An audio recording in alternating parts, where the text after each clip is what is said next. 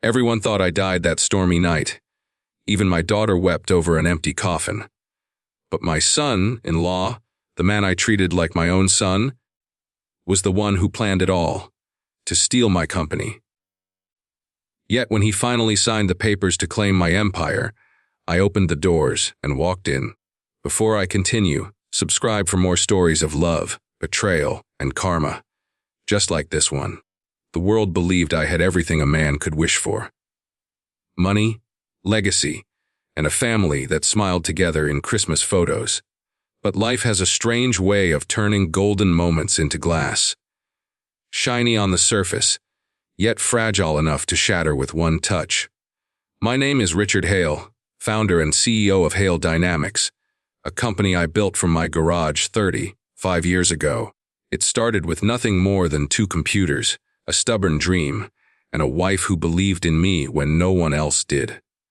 Today, it's one of the top tech firms in the country, a legacy I thought I'd leave proudly to my daughter, Emily. Emily was my only child, a kind soul, too soft for the world I'd built.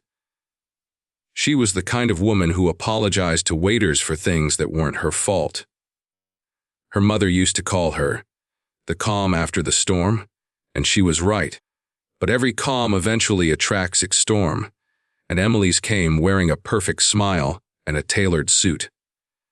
His name was Ethan Ward. Ethan walked into our lives like a scene from a Hallmark movie. He was charming, articulate, with a confidence that could sell sand to a desert. I first met him at a charity gala Hale Dynamics sponsored. He was there representing a smaller tech startup, young and hungry. When I saw the way Emily's eyes followed him, I already knew where things were headed. At first, I was happy for her. Every father wants to see his daughter adored. And Ethan, well, he knew how to play that part perfectly. He was the kind of man who remembered birthdays, brought flowers, just because, and never raised his voice. Emily glowed when she was around him.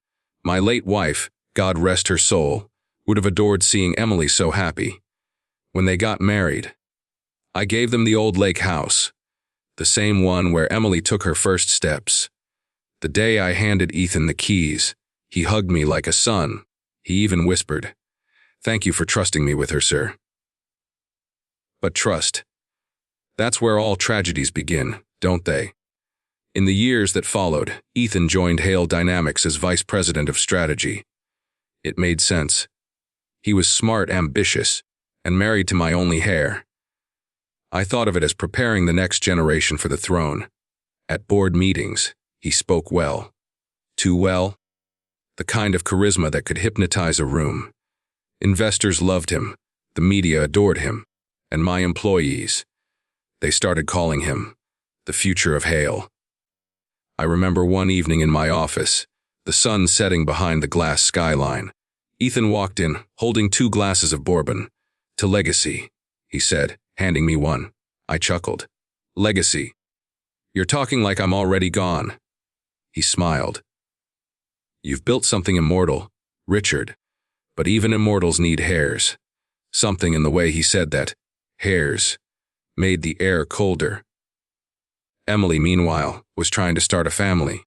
It wasn't easy for her. She suffered 2 miscarriages in 3 years. I watched her sink into quiet sadness, the kind she never spoke about. Ethan, on the other hand, handled it with the grace of a politician. Supportive in public, distant in private. I noticed the shift, how his eyes stopped softening when he looked at her, how he started spending late nights at the office. One night, I stopped by unannounced, just to drop off some files for him. The office was dark except for a dim glow from his cabin. Inside, I saw Ethan leaning over a young intern. Too close, too familiar. She laughed at something he whispered. I didn't step in. I just watched. When he noticed me, his face froze, then quickly melted back into that perfect, polished grin. "Mr. Hale, burning the midnight oil." "Huh," I smiled back, the kind fathers do when they see something they shouldn't. "Always," I said quietly, and walked away. That night, I couldn't sleep. I sat in my study, surrounded by framed memories. The wedding photo, Emily in her graduation gown, me holding her tiny hand at the lake. Something in my gut twisted. For the first time, I wondered if I'd handed my kingdom to the wrong man. A few months later, small cracks started appearing. Hail Dynamics quarterly reports were off. Not disastrous, but inconsistent. There were transfers between shell companies I didn't recognize, signed under executive authorization. When I asked Ethan, he laughed it off. Oh, just some restructuring for tax efficiency. Our consultants advised it. I'd been in business too long not to smell deceit. That same night, I called my old friend and CFO, Michael Ross, and told him to dig quietly.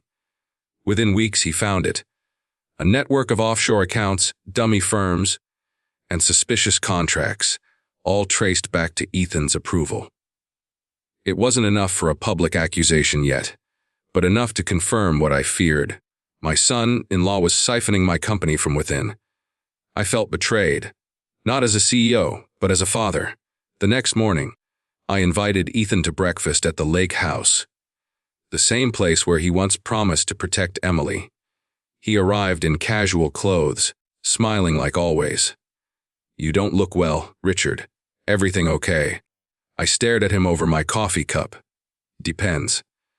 Are you planning to kill me soon, or just my company?" His smile flickered. "I don't follow." "Oh, you follow very well.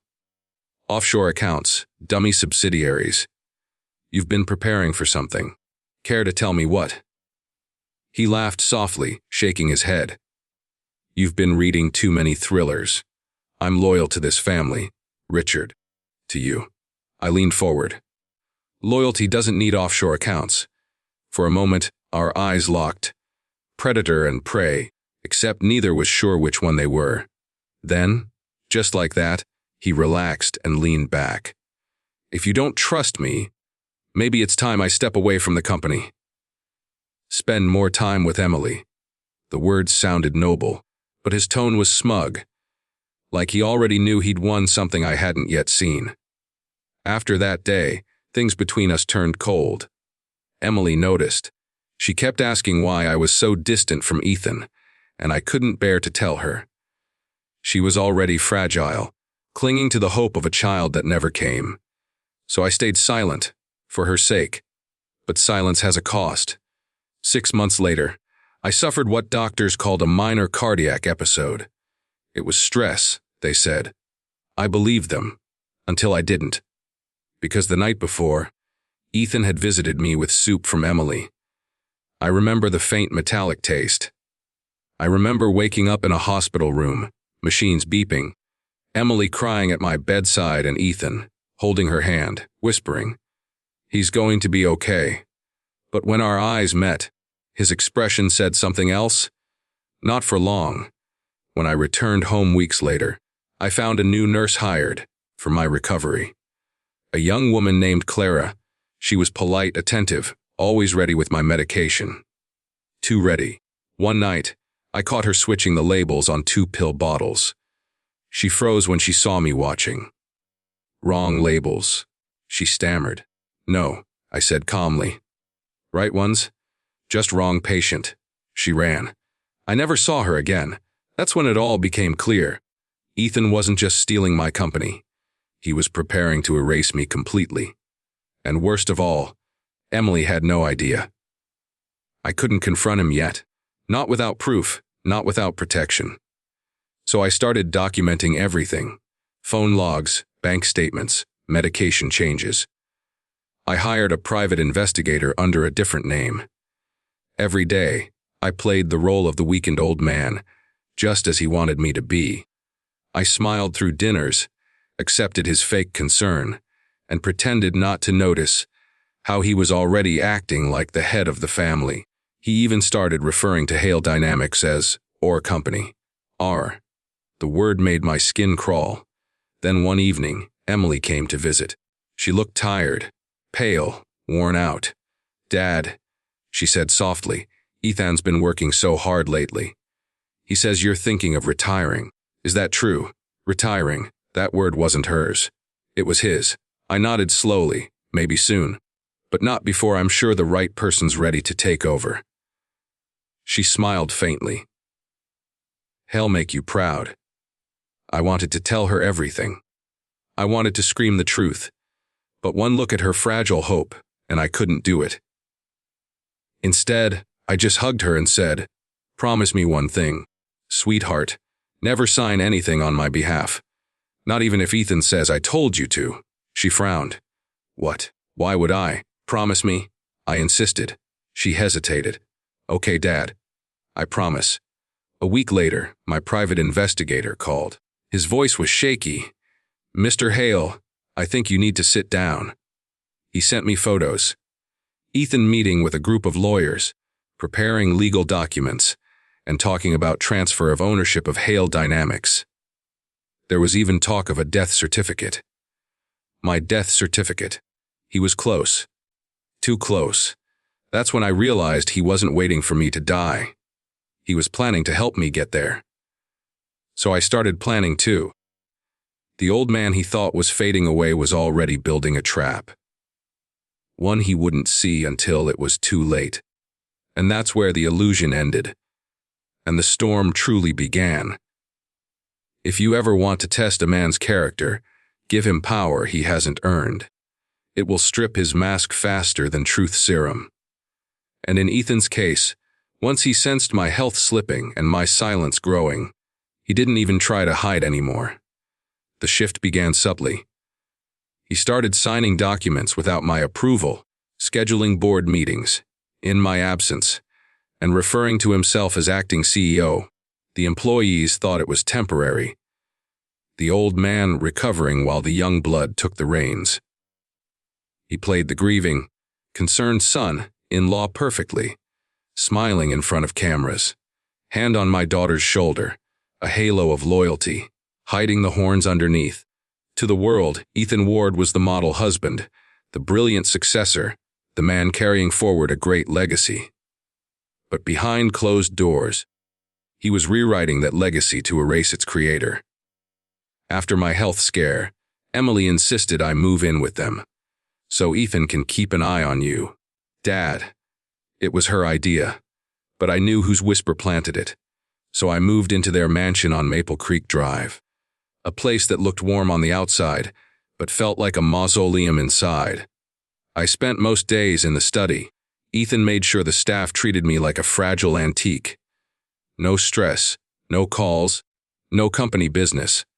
He even had my office at Hale Dynamics, temporarily cleared for renovation. Translation: I was being erased in real time. Emily didn't notice. She was struggling with her health, and Ethan, like a conductor of tragedy, made sure she stayed distracted with doctors, visits, and false reassurances. At dinner, she'd talk about baby names again, as if life were normal. Ethan would smile, reach for her hand, and lock eyes with me across the table. A silent smirk that said, "You're watching your own funeral in slow motion." A month later, I started noticing new faces around the house. Ethan's friends, as he called them. Security consultants, financial advisors, a so-called estate lawyer named Mr. Dorian Pike. They visited often, always while Emily was out. I'd hear muffled voices from the study downstairs, the shuffle of papers, the pop of champagne corks. One afternoon, I made my way quietly down the staircase, pretending to go for a walk. Through the half-open door, I heard Ethan's voice. Once the declaration's filed, everything transfers clean. His death certificate goes in, the board meets, and it's done. No loose ends. Another voice, Pike's, replied, "You'll need a witness for the cremation authorization. Your wife should be enough." Ethan chuckled softly. "She'll sign anything I put in front of her." That moment froze me. The very words I'd warned Emily against were about to destroy her. I stepped back before they could see me. My heart pounded, not from fear, but from rage so heavy it made my vision blur. I climbed back upstairs, every step echoing like a countdown. He was going to fake my death, and he'd use my daughter's love to make it legal. 3 days later, I woke up to find a familiar face at my bedside. Clara, the nurse who'd vanished months ago after I caught her switching pills. "Mr. Hale," she said softly, "Mr. Ward asked me to help you rest again." There was something chilling about the way she said rest. I forced a weak smile. "I thought you'd left town." "I go where I'm needed," she replied. This time, I didn't confront her. I played along. I let her administer her little vitamins and pretended to swallow. Each time I'd spit them into a napkin later and stash them in a drawer. A week later, I had them tested through my investigator. Results: traces of a cardiac suppressant strong enough to simulate a heart attack if taken in steady doses. So that was his plan. A death without murder, a perfect crime wrapped in compassion. Emily was fading fast. Her eyes looked tired, her voice empty. She started asking strange questions at dinner. "Dade, if something happened to you, do you trust Ethan to handle things?" I looked at her, seeing both the frightened daughter and the manipulated pawn. "I trust you, Emily," I said gently. "Just remember that." Ethan squeezed her hand across the table. "She's just worried about you, Richard. Maybe it's time to put things in order, legally." He smiled that politician smile again. I wanted to punch it off his face. Instead, I said calmly, "You're right, Ethan. Maybe it is time." His eyebrows lifted slightly, surprise, then satisfaction. He thought I'd surrendered, but I'd only just begun. A week later, Ethan invited Mr. Pike over to help with estate arrangements. They brought a thick folder, supposedly my updated will. Emily sat beside me on the couch, nervous but obedient. Ethan guided her like a director on stage. "Dad," she said, "it's just formalities, so we're prepared for anything. You'll be fine, but it's better to plan right." I looked at Ethan. "Read me the part about company ownership." He smiled. "Of course." His voice was smooth as silk. "In the event of Richard Hale's passing, all business assets, intellectual property, and controlling shares of Hale Dynamics shall be transferred to his next of kin, Emily Ward, to be managed by her husband, Ethan Ward, until she is able to assume active control." Every word was a dagger disguised as a favor. I leaned back, pretending to squint at the pages, then said quietly, "I'll sign it tomorrow. Need my glasses." He hid his irritation well. "Of course. Rest well, Richard." As soon as they left, I called Michael Ross. "Mike," I said, "how fast can we change ownership registration without anyone knowing?" He hesitated. "Are you sure you want to do that, Richard?" "Yes. And I need it done before they file anything." Quietly. By now, I had everything I needed: evidence, recordings, test results, and an ally inside the company. So I told my investigator to stage something of our own. A death, my death, on my terms. We started quietly. I began skipping meals, letting myself look frailer. I let Ethan's poison pills pile up. I acted confused, disoriented, weak.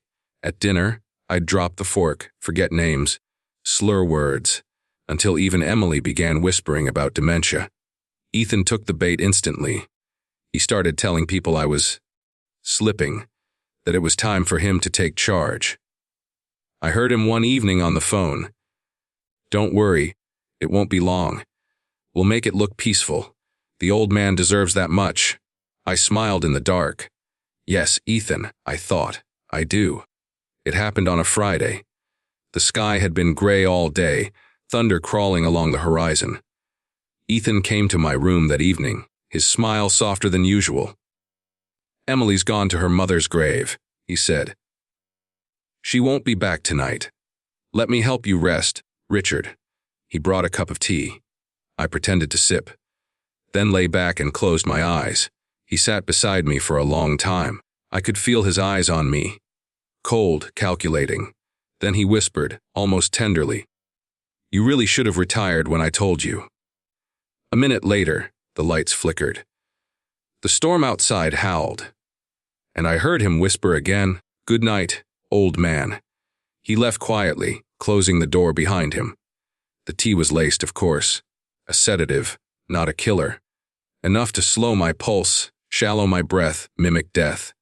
And while Ethan called the doctor, called Emily, called the world to announce my passing, I was already being driven out of town. Alive, hidden, waiting. 2 days later, the papers ran the headline, "Richard Hale, tech visionary and philanthropist, passes away peacefully at 68. Photos of me filled every screen. Black ribbons, condolences, memorial tributes. Hale Dynamics stock surged under Ethan's new leadership. The company released a statement signed by acting CEO Ethan Ward, expressing his heartfelt sorrow and his commitment to honor Richard's vision. Emily, she cried for days. I watched through a hidden feed from my investigator's laptop, my chest tight with guilt and fury. She believed it all. The funeral, the ashes, the condolences. She even gave a speech at the memorial service. My father built this company on trust and love. I know Ethan will protect both. And Ethan, that bastard, held her hand, eyes glistening with fake tears, and kissed her forehead. The audience applauded. But behind those cameras, behind that perfect mask, the devil grinned. With my death official, Ethan moved fast. He filed ownership transfer papers. He merged accounts. He changed passwords, board seats, even rebranded Hale Dynamics' internal motto from "Built on Integrity" to "Built for the Future." Reporters loved it. Investors loved it more. Within a week, he had everything. My company, my legacy, my daughter's trust. But what he didn't know was that every document he filed, every digital signature he made, every legal step, was being mirrored and recorded by Michael and my investigator. The transfer he believed was going to him was actually redirecting to a hidden holding entity in my name. He thought he was stealing, but he was signing his own ruin. One night, about a month later, Emily walked into his office at home. She found him drinking alone, staring at a file. "Ethan," she said softly, "I keep having dreams about my father. He's angry. He's trying to tell me something." He chuckled, dismissing her. "You're grieving, Em. That's all. But the ashes, they didn't look right. And the doctor, he didn't let me see him before." Ethan stood up sharply. "Nof, you need rest." She flinched. He'd never raised his voice before. For the first time, she saw something in his eyes. A flash of cruelty she couldn't unsee. That night, she called the hospital for the doctor who had signed my death certificate. But the line was disconnected. The next day, she asked Ethan about it. He told her the doctor had moved overseas. And that's when the first crack appeared in his empire. Meanwhile, in a quiet cabin 2 states away, I watched it all unfold. Every press conference, every smug photo, every forged smile. I'd been gone for 47 days, long enough for the world to forget, long enough for Ethan to believe he was invincible. But now, it was time. Michael called one morning. He's signing the final merger papers tomorrow. Once he does, the entire holding company transfers. But to you, not him. I smiled for the first time in weeks. "Good," I said. "Then I'll be there to thank him personally." And that's where this storm ends. Right before the thunder hits. Because on the day Ethan Ward signed those papers, the dead man he buried was waiting to walk through the door. The night I, deed, replayed in my mind like an old film that refuses to fade. Even now, when I close my eyes, I can hear the rain tapping the window, smell the faint citrus of the tea he handed me, feel the weight of his hand on my shoulder before he wished me good night. He believed it was the end. It was only the beginning. Ethan always prided himself on control. He'd rehearsed this moment for months. The poison, the timing, the emotional performance that would make him look like a grieving son, instead of a cold, blooded thief. He thought he'd choreographed the perfect ending to my life, a curtain call no one would question. But there's a truth he didn't know. A man who has built an empire from scratch learns to read timing better than anyone. And I was always 2 steps ahead. The sedative in the tea was real, enough to slow my breathing until even a pulse monitor would find me still. I took 1 sip, pretended to drink the rest, and waited for his footsteps to fade. Outside, thunder rolled like distant applause. I let my head fall back. My heartbeat steady, my breathing shallow. Then came the creak of the door. He peeked in once more, perhaps to savor the sight of his success. When he was sure I wasn't moving, he whispered, almost reverently, "Rest in peace, Richard." He lingered there for a moment longer, then turned off the lights and left the room.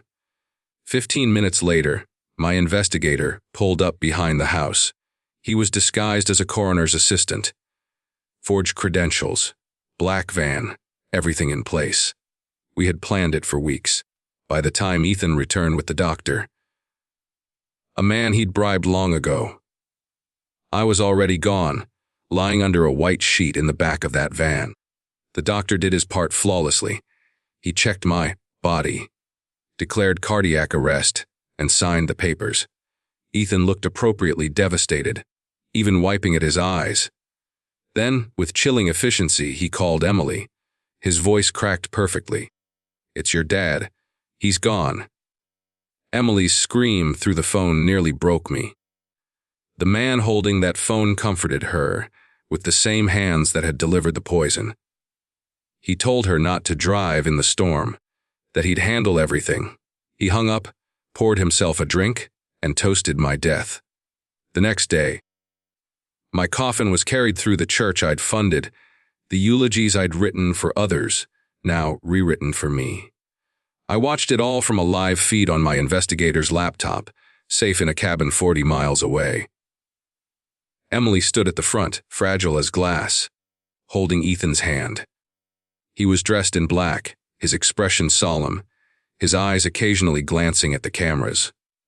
When the service ended, he took the ashes, not mine, but a carefully prepared substitute, and placed them on the mantel of their home. The performance was complete. In the days that followed, I hid in the silence of that cabin, monitored every move he made through Michael and the investigator. Ethan was ruthless and predictable. Within 48 hours, he called for an emergency board meeting, citing my unexpected passing and the need for continuity of leadership. He spoke about legacy, about how much he loved me like a father. He played the room like a virtuoso, every note of grief tuned to profit.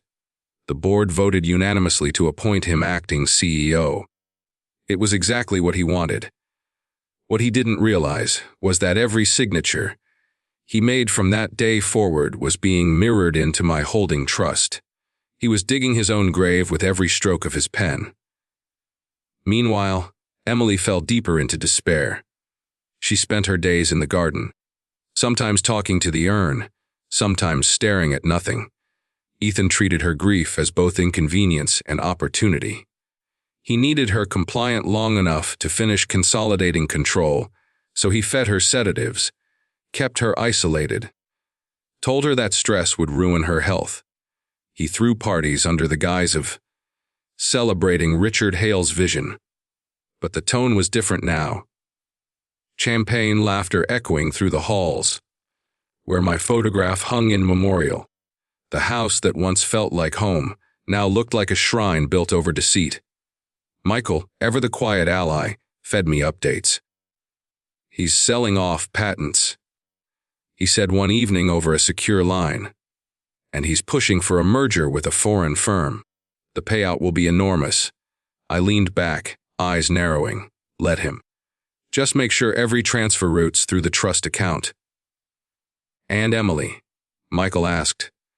"She'll know the truth soon," I said, "but not yet. If she doubts him too soon, he'll turn dangerous." Dangerous. The word lingered.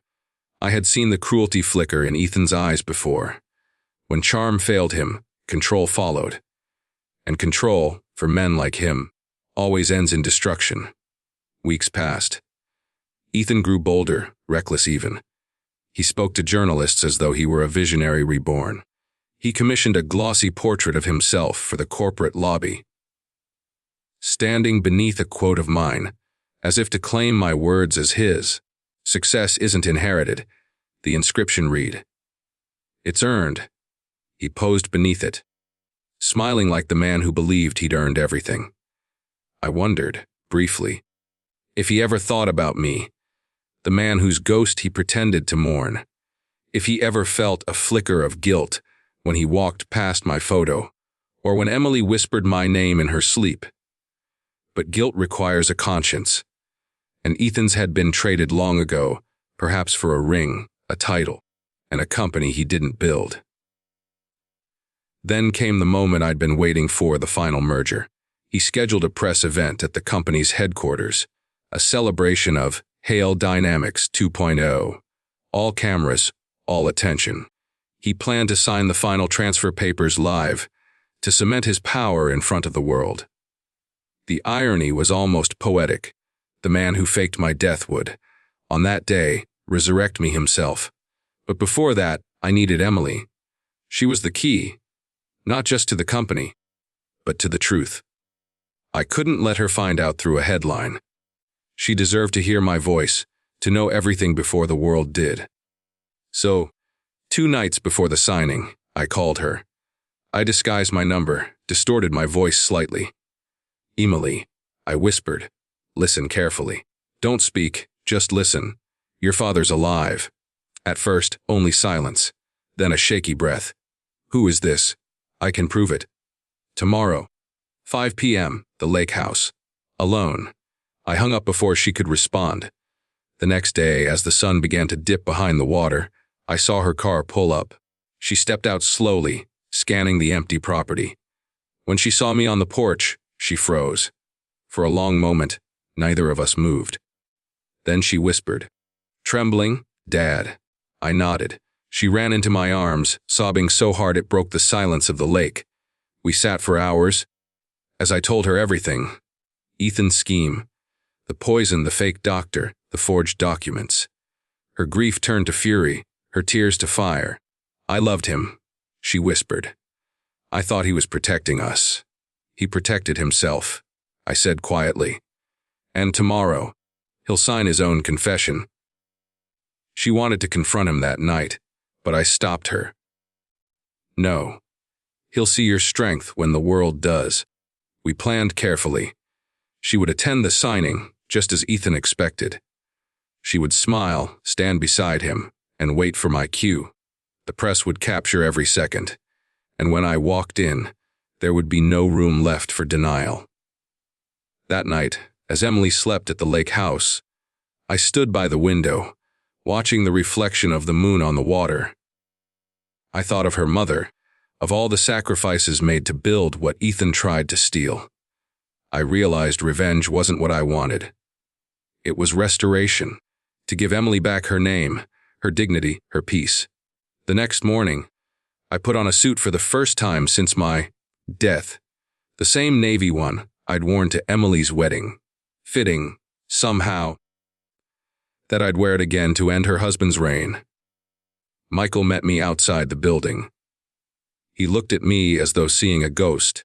"Ready?" he asked. "As ready as a dead man can be," I said. Inside, the main hall buzzed with media and executives. Banners hung from the ceiling. "Hail Dynamics. The future begins today." Ethan stood at the podium, radiant in his confidence. Emily was beside him, eyes dry but distant. He introduced her as the heart of the Hale legacy, kissed her hand, and turned to the cameras. "Today," he began, "we honor the man who built this empire, and the vision that drives us forward. Richard Hale taught us that leadership is more than legacy, it's courage, innovation, and faith in the future." Applause filled the room. He smiled, pen in hand. "Today I carry that torch." For him, he bent to sign the papers. The cameras zoomed in. The world watched. And then, the doors opened behind him. The applause faded into whispers. Every head turned. He froze, the pen hovering above the page. I walked in slowly, each step echoing through the hall. No rush, no words, just presence. When he finally looked up and saw me, the color drained from his face. For the first time since I'd met him, Ethan Ward had nothing to say. Emily stepped forward, her voice steady, clear. "You forgot one thing, Ethan," she said. "The dead don't sign papers." The cameras caught everything. His trembling hands, the panic flickering in his eyes, the murmurs rippling through the crowd. He tried to speak, but all that came out was a whisper. "How?" I stepped beside him, close enough for only him to hear. "You should have made sure I was really dead." And just like that, the empire he stole began to crumble. The silence that followed was thick enough to choke on. Reporters stared. Cameras kept rolling. The flashes relentless. Every blink of light freezing his downfall frame by frame. Ethan's mouth opened, but no sound came out. His eyes darted toward Emily, then to the board members, desperate for an ally. None moved. "Dad." One of the board directors finally stammered, disbelief dripping from his voice. "Ice, is this real?" I stepped closer, my voice calm, even gentle. "Very real, and very much alive." The murmurs grew into a low roar of astonishment. Ethan stumbled back a step, nearly knocking over the chair behind him. The pen he had been holding clattered onto the floor. "Ladies and gentlemen," I continued, turning to the cameras. "I understand this is shocking, but I assure you, what's truly shocking isn't that I'm alive. It's what this man did to try to make sure I wasn't." Gas rippled through the audience. Ethan's breathing turned ragged. The confident, charming mask he'd worn for years began to crumble like cheap plaster. "That's a lie," he blurted out finally, his voice cracking. This is some kind of setup." "Richard, tell them. You've been hiding for months, you're confused." "Confused?" I cut him off, raising a hand. "You tried to kill me, Ethan. You faked my death to take control of my company, my daughter's trust, and everything I built with my own hands." A murmur of shock swept across the room again. The chairman, an old friend of mine named Reynolds, stood slowly. "Ethan," he said cautiously, "Richard's claiming attempted murder and fraud. This is very serious. Do you have anything to say in your defense?"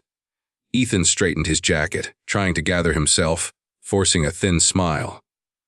"Yes, I do," he said, his voice trembling but attempting confidence. "I think Richard's been manipulated. Maybe by someone who wanted to frame me. He's been unwell for years. His doctors can confirm that. This whole thing, it's absurd." Emily's voice sliced through his sentence. "Absurd? You poisoned him, Ethan. You handed him that tea yourself." Every camera turned to her. She wasn't crying this time. Her eyes were dry, her voice steady, the calm of someone whose pain had turned to steel. "I found your stash of sedatives," she continued. "The same ones that were found in Dad's blood test results from the night he supposedly died." Ethan froze. You don't know what you're talking about." "I know, you were careful," she said, stepping closer, her tone cold and deliberate. "You counted on me being too broken to notice. But I saw the receipts, Ethan. You ordered that compound online, under a fake company name, Ward Ventures. It wasn't hard to trace once I knew what to look for." The murmurs rose again, sharper this time, the sound of the crowd turning. The investors, the reporters. They were no longer confused, they were hungry. I took out a small USB drive from my jacket pocket and placed it on the table in front of the board. Every recording, every financial transaction, every call, you'll find them all here. He siphoned nearly $60 million in company assets into offshore accounts under aliases. I let him. because I wanted him to believe he'd gotten away with it. Reynolds picked up the drive, staring at it as though it were radioactive. "Well, we'll need to verify this immediately," he said. "Oh, it's already verified," I replied. "My legal team has been working quietly for weeks, and as of this morning, all stolen funds have been returned to the company's primary trust. The rest, well, I'll let the authorities handle that." Ethan's composure snapped. "You think you can destroy me, old man? After everything I've done for this company? You mean everything you tried to take?" I interrupted. "You could have built something of your own, Ethan. You had talent, but greed doesn't build empires. It rots them from within." He lunged forward suddenly, slamming his hands on the table. "You think you're a hero? You faked your own death! You lied to your daughter, to your employees, to everyone who trusted you." "You're right," I said softly. "I did, because if I hadn't, I would actually be dead. You taught me that trust is a luxury in the presence of snakes." The security guards, already on edge, stepped in closer. Ethan turned toward Emily, his voice dropping, almost pleading now. "Emily, please. You know me. You know I wouldn't hurt your father. You have to believe me." She looked at him with eyes that no longer held love, only clarity. "The man I married died the day you decided money was worth more than family." And with that, she stepped back toward me. It was the smallest motion, just one step, but it shattered him completely. He reached for her, but the guards intervened. His voice broke as they restrained him. "Emily, please. Don't let them do this." Reporters surged forward, shouting questions. "Mr. Hale, how long have you been alive?" Is Ethan Ward under arrest? What happens to Hale Dynamics now? The noise was overwhelming. I turned to Reynolds. "End the conference. Call the authorities. I'll handle the rest privately." He nodded, pale but composed, and motioned for security to clear the room. Cameras were still flashing, but the moment had already been immortalized, the ghost returning to reclaim his life. As they led Ethan out, he twisted one last time to look at me. His expression was a storm of hate and disbelief. "You think this is over?" he hissed. "You can't kill what you created." I looked at him evenly. "That's the difference between us, Ethan. I build. You destroy." When he was gone, the hall fell into a strange quiet. The adrenaline that had carried me through the confrontation began to ebb. I felt the exhaustion seep into my bones, not physical, but something deeper. Emily came up beside me. "You really came back from the dead," she said softly, half smiling through her tears. "Not for revenge," I said, taking her hand.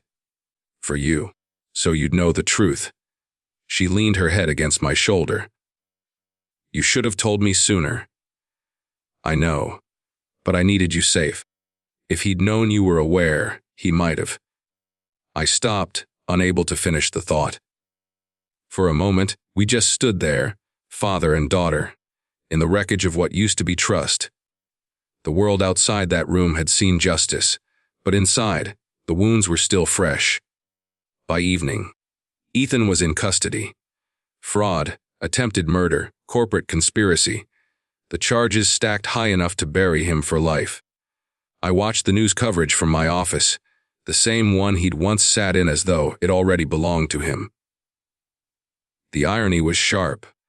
Emily sat across from me, staring out the window. The city lights glittered against the glass, reflections of a life returning to normal, or something like it. "What happens now?"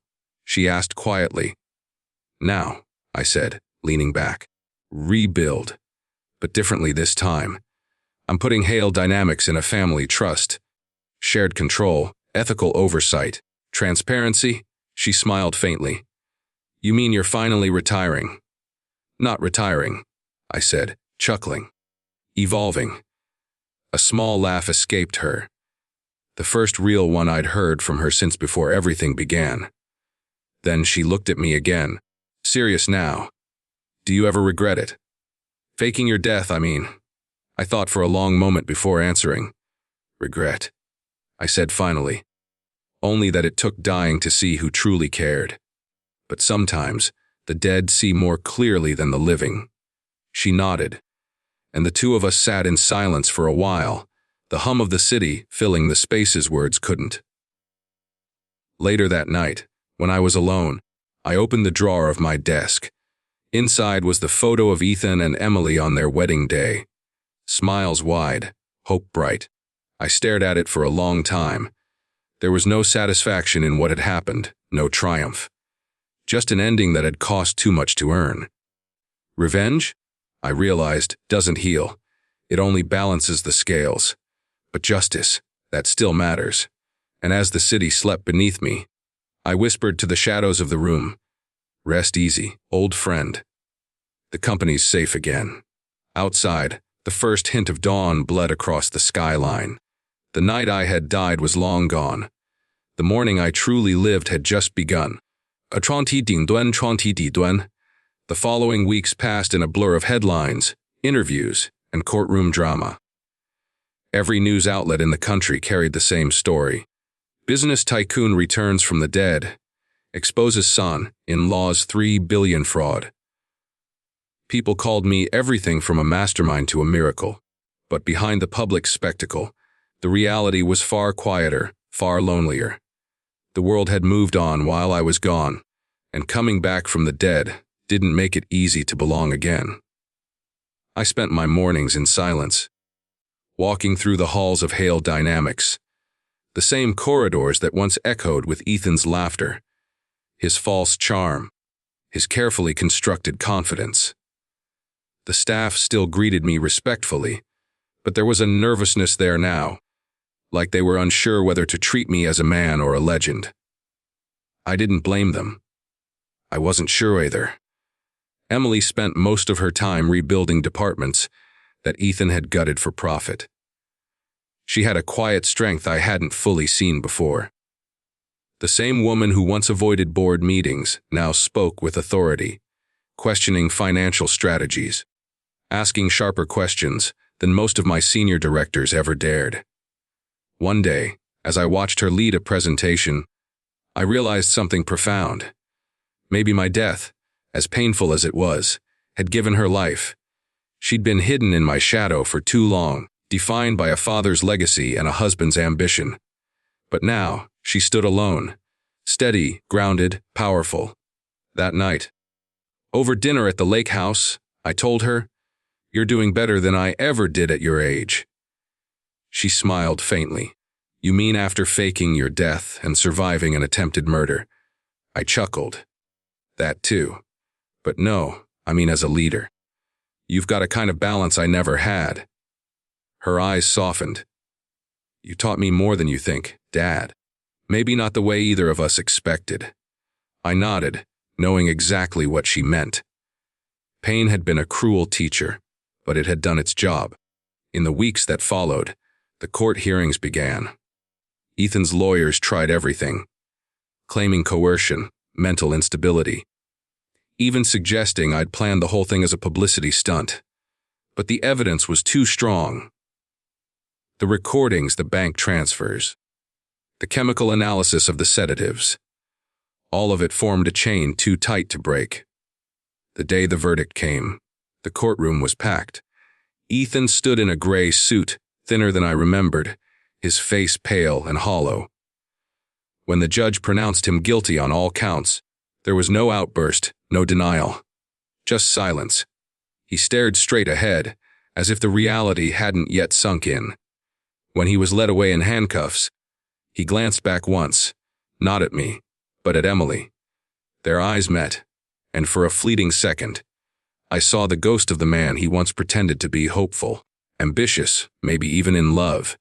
But the next moment he was gone, swallowed by the crowd, by his own choices. Outside the courthouse, reporters swarmed around us. "Mr. Hale, how does it feel to see justice served? Will Hale Dynamics survive the scandal? Do you forgive your son, in law?" I stopped at that one. Forgive. It was such a simple word, but heavy as stone. I looked into the cameras and said, "Justice isn't about revenge. It's about truth. And the truth is, forgiveness isn't forgetting. It's freeing yourself from the weight of hate. So yes, I forgive him. But I won't ever forget." The sound bites played everywhere for days. But what they didn't see was me later that night, standing alone at the lake, tossing that wedding photo into the water, watching it ripple and sink until only the moonlight remained on the surface. That was my final goodbye. Life began to find rhythm again. Hale Dynamics stabilized under a new shared leadership model. Emily took over as CEO, while I remained as Chairman Emeritus, a fancy title that meant I could guide, not control. She was exactly the kind of leader I'd always hoped for: decisive, compassionate, and unshakably ethical. Investors returned, employees regained trust, and slowly the company began to heal. But healing isn't only for businesses, it's for people too. One afternoon, Emily found me sitting on the old bench near the fountain outside headquarters. "You know," she said, sitting beside me, "for a man who faked his death, you look pretty peaceful." I smiled. Maybe it took dying to finally learn how to live. She leaned on my shoulder. "Do you ever think about Mom? What she'd say if she saw all this?" I nodded. "Every day. I think she'd say she's proud of you. And maybe she'd tell me to stop controlling everything." Emily laughed softly. She definitely would. For the first time in years, the air between us felt light. No lies, no shadows, no fear. Just truth and peace. That night, as I closed the office for the last time, I paused in the doorway. The lights flickered across the company's logo, my name etched in chrome, shining under the soft glow. For decades, I'd believed that name defined me. That power, control, and legacy were what gave life meaning. But now I understood something deeper. Legacy isn't what you leave behind. It's who you leave ready. Emily was ready. The next morning, I left the city before dawn. No press, no announcements. Just a quiet exit.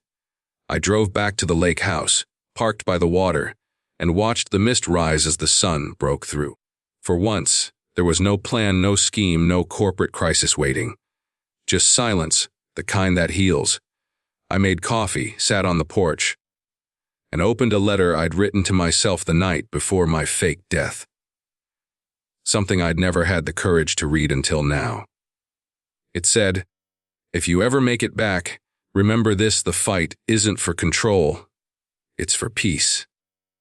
Don't forget why you built this. Don't lose yourself again." I smiled. For the first time, I finally understood what that meant. A few weeks later, Emily joined me at the lake with her little son, my grandson, who'd been too young to remember me before. He ran to me with a wide grin, holding a paper boat. "Grandpa, look, it floats," he said proudly, setting it on the water. I knelt beside him, watching it drift. "It sure does. You made that yourself." He nodded eagerly. Mom helped a little. Emily stood behind him, smiling. "He's stubborn. Wonder where he gets that from." I laughed. Must run in the family. As the paper boat sailed out across the calm surface, I realized something. Maybe all of life is like that little boat. Fragile, imperfect, easy to sink. But if you build it with care, it floats. The wind shifted, carrying the sound of birds and the distant hum of the city I'd once ruled. And for the first time in my long, chaotic life, I felt weightless. Not because I'd won, but because I'd finally let go. Emily called from the porch. "Come on, Dad! Lunch is ready." I rose slowly, taking one last look at the lake. The water shimmered, reflecting both the sun and the ghosts of the past. "Coming," I said, smiling, and as I walked toward the house, toward family, toward peace, I thought of the man I once was, the empire I'd almost lost, and the son-in-law who thought he'd buried me. He gave me the greatest gift without knowing it. He made me start over. And this time, I wasn't walking into battle. I was walking home.